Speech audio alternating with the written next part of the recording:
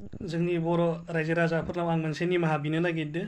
आं सानस'हायैयाव फेसबुकाव बर' आर्मिफोरखौ लानानै गोबां खोथा लिरफ्लांदोंमोन। आं सानस'हायैयाव लिरफ्लांदो। आसामनि चिफ मिनिस्टार हिमन्त बिश्व शर्मा, अन्नानै आंखौ निमाहा हो। लोगोसे आदाजन कारजिनो बयादा मोननांला। अन्नानै रायजोफोरा आंखौ निमाहा होदो प्लिज। आं दिनैनिफ्राय बेबायदि फेसबुकाव रावखौबो लिरला। आं जातिनि खोथा बुंला। प्लिज अन्नानै आंखौ निमाहा होदो।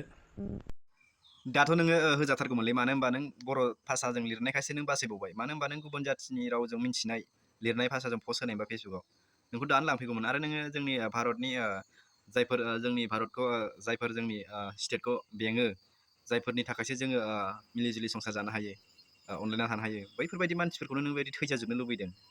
माखासे आर्मिफोरखौ खावसेयाव थैजाजोबनो लुबैदों। मा हिसाबै बेबायदि खोथा बुंखो नों? जेनेबा नोंनाव गोरोन्थि दं। मानो होनबा जोङो आर्मि सिआरपि जों बिसिनि दारावसो जोङो आरामै गामियारियाव जेराव था कम्पानि जिखुनु खामानि मावनाया बिसिनि दारैसो हायो जों।